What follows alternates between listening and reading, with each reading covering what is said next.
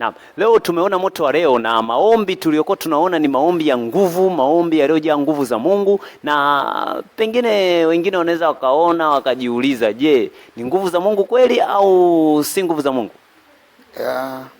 Ni kweli, ni nguvu ya Mungu halisi, kwa sababu tuna kanuni ya kuto kuchanganya na chochote. Mungu hachanganywe.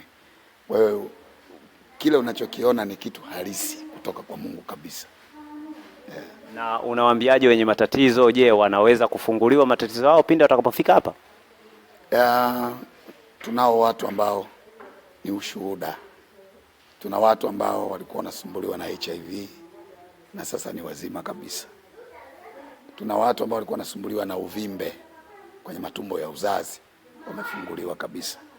Tuna watu ambao walikuwa wanasumbuliwa na magonjwa ya sukari, magonjwa ya figo, sasa hivi wanaendelea vizuri kabisa. Kwa hiyo tuna shuhuda nyingi.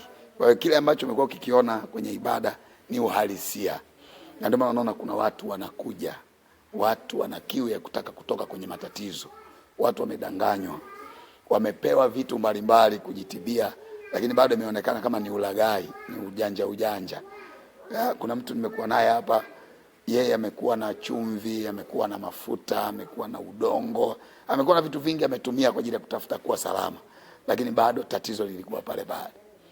Siri moja tu ni kukaa kwa Mungu kweli, kukaa na maombi ya kweli. Na sisi tumejipanga katika swala la kumtafuta Mungu kweli, tumejipanga. Ndio maana naona kukaa siku 5 kavu ni kitu cha kawaida.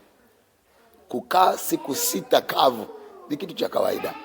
Kukaa siku 7 kavu kwenye maombi ya kufunga ni kitu cha kawaida. Sasa kwa nguvu hiyo sidhani kwamba kuna kitu kinaweza kikawa kigumu. Kwa hiyo kupona ni lazima. Na kuna watumishi wa Mungu wengine wanakuambia wao wamefunuliwa kuhusu sijui maandazi ya upako, na wengine sijui wana mapera ya upako, na wengine wana maji ya upako, na wengine wana mafuta ya upako. Je, ni kweli Mungu anaweza kufunulia ukatumia vitu vya kiroho au ni bla bla tu anafanya? Kwenye hilo kuna kitu labda nikiseme. Changamoto ni kwamba nani anayetoa maelekezo, kwa sababu sasa hivi kanisa limeacha kutembea na neno la Mungu. Kanisa sasa linatembea na ufunuo, yaani mtu anafunuliwa. Kwa hiyo kila mtu anajaribu kutembea na kile ambacho amefunuliwa. Sasa hili ndio tatizo linakoanzia, kwamba mtu anayeishi kwa ufunuo anategemea ufunuo badala ya kulitegemea neno la Mungu. Ufunuo nje na neno la Mungu hakuna kitu. Ufunuo huwa unategemea neno la Mungu. Ufunuo wowote unategemea neno la Mungu.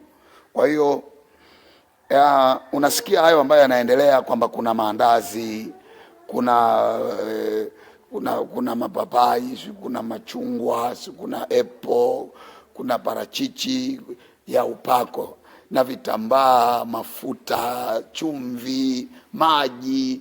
Hii yote ukiwafuatilia hawa wanafanya hiki, watakupa maandiko, watasema wamefunuliwa. Lakini tunajiuliza swali dogo tu ambalo wala halihitaji mtu mpaka aende shule. Swali dogo tu. Kama sisi ni Wakristo, ni mwanzilishi wetu ni Yesu Kristo, je, alifanya hicho ambacho wao wanafanya?